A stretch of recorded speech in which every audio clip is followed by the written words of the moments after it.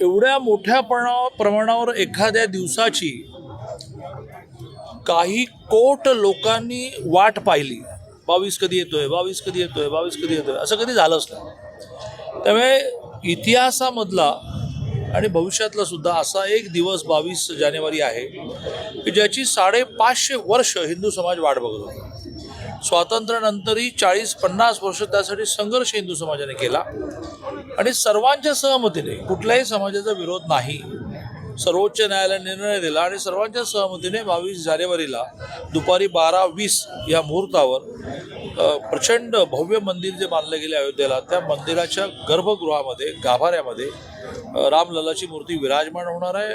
या देशाचे पंतप्रधान माननीय नरेंद्रजी मोदी, या देशाचे राष्ट्रीय स्वयंसेवक संघाचे सरसंघचालक आदरणीय मोहनजी भागवत आणि मंदिर समितीचे ट्रस्टी, जे अध्यक्ष ट्रस्टचे चंपक रायजी, अशांच्या हस्ते ही मूर्ती सर्व प्रकारची विधी करून त्या ठिकाणी प्रस्थापित व्हायचे आहे. याची तयारी देशभर खूप आहे, पण कोल्हापूर कधीच मागे राहत नाही.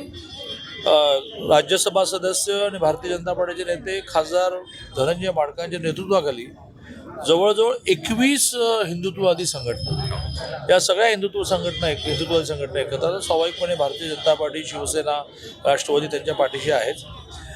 राजे समरजितराजे घाटगेंसारखे सगळे नेते बरोबर घेऊन महेश जाधव असतील, नाना कदम असतील, अमोल माडिक असतील, त्यांनी संपूर्ण शहर राममय केलेलं आहे. आज या ठिकाणी 108 फुटी रामाची प्रतिमा उभी केली आहे. हे देशात पहिल्यांदा झालं आहे. बरं झालं त्यांनी आज लॉन्चिंग केलं, प्रतिमा अनावरण केली. आता जरा टी व्हीवर बघितल्यामुळे लोक 24 तासामध्ये प्रेरणा घेऊन 108 फुटीपेक्षा जास्त करण्याचा प्रयत्न करतील. संपूर्ण शहरातला एकही चौक असा नाही की तो सजवला गेला नाही. उद्या दुपारी 4 वाजता बिंदू चौकातून एक मोठी मिरवणूक निघणार आहे. मी आपल्या माध्यमातून लोकांना आवाहन करतो की या मिरवणुकीत आपण सहभागी झाले पाहिजे.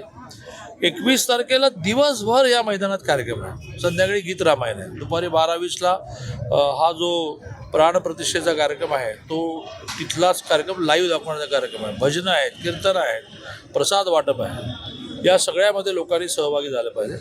काल सोलापूरला देशाचे पंतप्रधान माननीय नरेंद्रजी मोदींनी हे आवाहन केलं की दिवाळी साजरी करा. लोक बिलकुल थांबणार नाहीत. ते घराघरावर रोषणाई करणार, कंदील लावणार, मोठ्या प्रमाणावर रोषणाई करणार. प्रत्येक घरासमोर 5 पंत्या लावा असं त्यांनी आवाहन केलं आहे. एकही घर, आणि मी त्याला हिंदू घर म्हणणार नाही, कारण या देशातला जो म्हणून कोणी रामभक्त आहे तो कुठल्या जातीचा आहे, धर्माचा आहे, पंथाचा नाही, तो 22ला दिवाळी साजरी करणार. केंद्र सरकारने अर्धा दिवस सुट्टी घोषित केली, राज्य सरकारने पूर्ण दिवस सुट्टी घोषित केली. प्रायव्हेट इन्स्टिट्यूशन्सनी भराभर पत्रक काढायला सुरुवात केली की आपली सुट्टी, आपली सुट्टी, आपली सुट्टी. लोकांना दिवसभर रामभक्तीमध्ये रममान व्हायला एक खूप चांगलं वातावरण आहे.